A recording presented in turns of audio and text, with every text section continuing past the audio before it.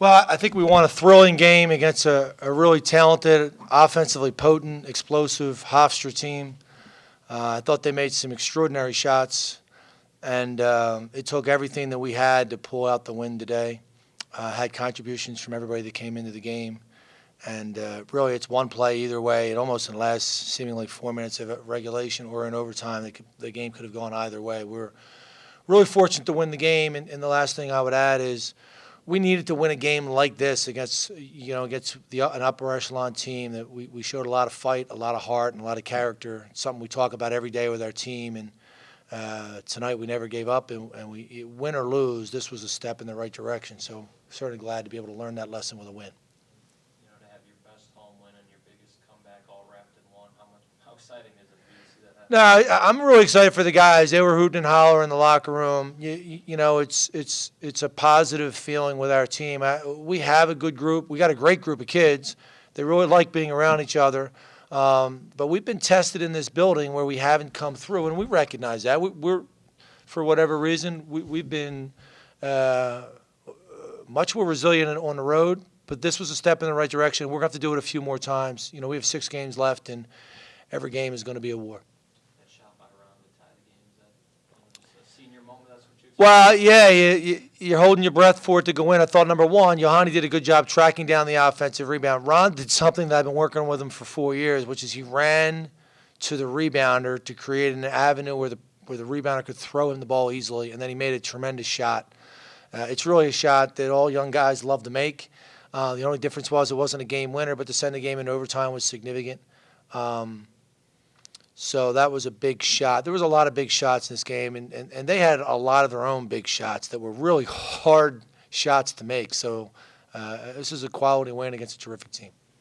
Do you think you guys win that game without Devontae Morgan? Yeah, I don't know. We were just talking about that. He gave us some terrific minutes there, you know, and really appreciate what he did for us, and he's going to get some more opportunity. I keep saying that. And he was really good. And he didn't play very long, but he had an impact in the game, there's no doubt.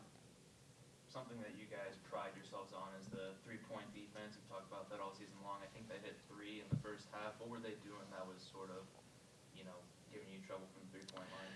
Well, I think, number one, they were hitting them from far away. Give them credit. I mean, they were really ready. I know they came down a night early for this game. They had a disappointing home loss. They were ready for this game. They played tremendous. And really, I didn't call a timeout at the end of the first half. I don't know that a timeout would have stemmed the tide. And, you know, they were playing really, really well. We weren't playing that poorly. We were missing shots and not getting any second shots. They just played excellent basketball. And then I thought in the second half we kind of got caught up to the speed of the game and played better defense, obviously, on the three-point line. And, you know, we were going to make them make shots, you know, in the lane over us. And we did a better job, I think, in the second half rebounding the ball. Can you sort of talk about Shakir's play down the stretch? Yeah. Big shots. Yeah, he's got that ability. You know, he's got great ability to make shots. And when the game gets a little bit off center, he's got great ability to make shots. And he hit some big ones. I think he hit one in overtime that gave us a 2-possession lead in overtime, which was a huge break. You know, to go up 5 in overtime. You know, a minute and something into the overtime. So to play the last 3:30 and then always have the ball at least with a 1-possession lead, that takes some pressure off us. And he hit a couple of shots like that. I thought his defense was solid. He went to the offensive glass. He did some good things. And, you know, the process with him is trying to make him a better driver and still allow his passing to come through. And I thought he had a really good game. So I'm happy for him. You know, you guys have been in this position a few times this year, down late. What made today different? Well, the result in this building was different. We've been down and not made the plays, and our guys just wouldn't quit. And we had different lineups out there. That's what I keep telling our guys. You know, I counsel them every day that I don't know who I'm going with, guys. I do it by a gut feeling. It's not a set rotation once we get into the second half. And obviously going to Devontae, I think, paid huge dividends for us, and he hadn't played. So I put him in a really difficult spot, and he really came through. So a lot of credit to Devontae, who's been a remarkable teammate under a difficult circumstance. But I expect that he can do that time and again for us when we call on him. Can you talk some about Ron's leadership and maturity from last year to this year? And I think he had a career high 31. Yeah.